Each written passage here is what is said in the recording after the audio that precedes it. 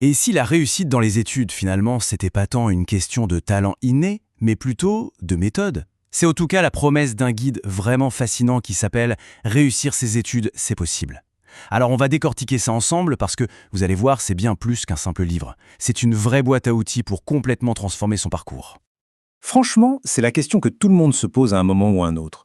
Est-ce que réussir, c'est un don qui nous tombe dessus, ou est-ce que c'est une compétence, quelque chose qui s'apprend? On a souvent cette image de la personne qui est juste née pour ça. Eh bien, le guide qu'on explore aujourd'hui, lui, il mise absolument tout sur la deuxième option. L'idée, c'est que le succès, c'est une stratégie et qu'elle est accessible à tout le monde. Alors, voilà le programme, le plan de match si on veut. On va d'abord parler des fondations du succès, ensuite comment maîtriser ses cours, après ça on verra comment devenir le meilleur, puis comment conquérir les examens, et on terminera avec le temps et comment en faire son meilleur allié. Allez, c'est parti. Ok, première étape donc, les fondations du succès. Le principe de base, c'est de voir l'apprentissage un peu comme un sport. On n'arrive pas sur le terrain sans s'être échauffé, c'est impossible de performer. Et bien là, c'est pareil. Le succès, il ne se joue pas seulement dans l'amphi, il se joue bien avant, dans la manière dont on prépare son cerveau à être réceptif. Et pour ça, en fait, il y a deux grandes philosophies qui s'opposent. D'un côté, on a ce qu'on pourrait appeler la méthode un peu bourrin. Vous savez, le par cœur, on lit, on relit, on répète jusqu'à plus soif.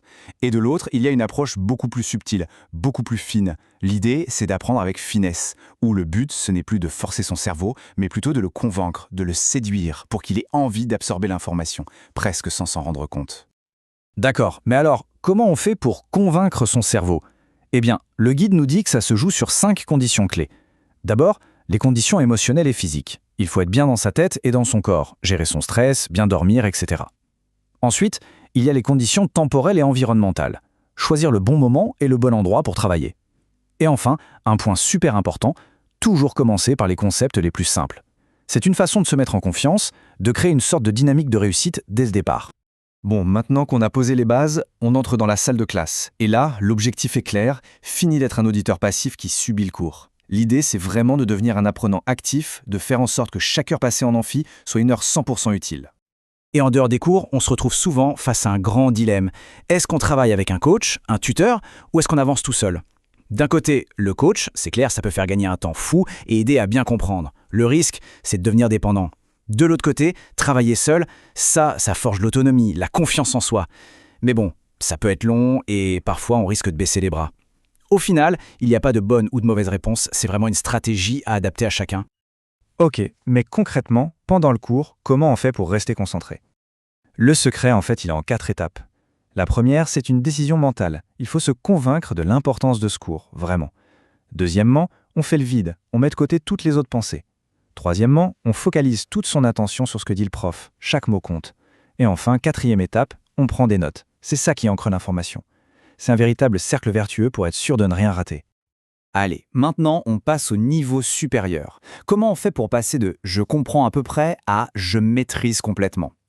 Et là, attention, il ne s'agit pas du tout d'être en compétition avec les autres. Non, c'est une question de profondeur, de vraiment aller au fond des choses. C'est un peu comme un voyage au cœur même de la connaissance. Et pour illustrer ça, le guide propose une distinction super intéressante entre 3 niveaux. Le niveau normal, c'est celui qui connaît les faits, qui sait répondre à la question « quoi ?». Le niveau doué, lui, il va plus loin. Il connaît le quoi, mais aussi le comment. Il sait comment appliquer les choses. Et enfin, il y a le niveau surdoué, qui maîtrise le quoi, le comment et surtout le pourquoi. C'est cette compréhension profonde du pourquoi qui change absolument tout. C'est là qu'on bascule dans une autre dimension de la maîtrise. Et la meilleure nouvelle dans toute cette histoire, c'est que ces niveaux ne sont pas des étiquettes qu'on nous colle à vie. Pas du tout, on n'est pas enfermé dans une case. Le potentiel intellectuel, ce n'est pas une fatalité, c'est comme un muscle, ça se travaille.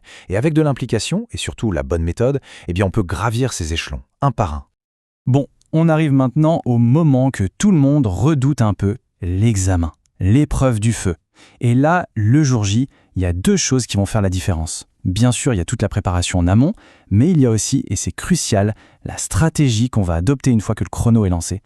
Et là, c'est le dilemme classique. On reçoit sa copie, le silence se fait, et la question se pose, par quoi on commence? Est-ce qu'on attaque la question la plus facile pour se mettre en jambe, ou est-ce qu'on fonce direct sur la plus difficile pour s'en débarrasser? La réponse est moins évidente qu'on ne le pense. Alors, premier cas de figure, commencer par la question la plus facile. L'avantage, c'est que ça permet de marquer des points tout de suite, ça met en confiance, ça lance une bonne dynamique. Bref, c'est une excellente façon de prendre le contrôle de l'épreuve, psychologiquement, dès le début. Mais il y a une autre stratégie, une autre école. Celle-ci est plutôt réservée à ceux qui sont vraiment bien préparés et confiants. L'idée, c'est d'attaquer la question la plus difficile en premier. Pourquoi? Parce que c'est au début de l'épreuve qu'on a le plus d'énergie mentale. C'est un peu un pari, mais en réussissant, on abat le plus gros obstacle d'un coup. C'est un message très fort qu'on s'envoie à soi-même. Et on termine ce tour d'horizon avec le nerf de la guerre, le sujet qui fâche souvent, la gestion du temps. L'erreur la plus commune, c'est de voir le temps comme un ennemi, comme ce compte à rebours qui nous stresse en permanence. L'objectif ici, c'est de complètement renverser cette perspective. Et si le temps devenait notre meilleur allié? Regardez-moi ce graphique. Franchement, c'est un électrochoc. Une journée, ça fait 24 heures. On se dit qu'on a le temps. Mais regardez bien, quand on enlève les cours, les transports, qui prennent déjà une barre énorme, puis le repos et les loisirs, eh bien, il ne reste que 4% de la journée pour l'étude. 4%!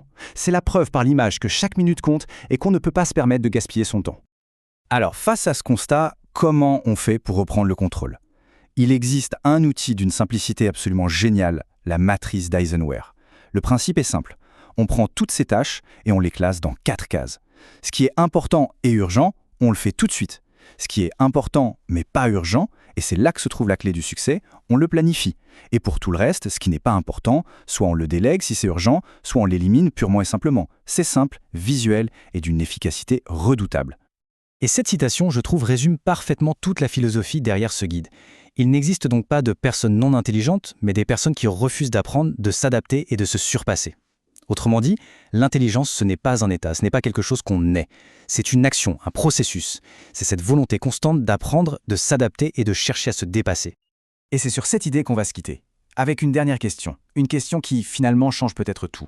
Après avoir exploré toutes ces stratégies, on peut se demander, et si le plus grand obstacle au succès, ce n'était pas du tout un manque de talent, mais juste la mauvaise méthode? C'est une pensée qui peut tout changer. Et qui sait, peut-être que le vrai point de départ, c'est simplement de décider de remettre tout ça à plat.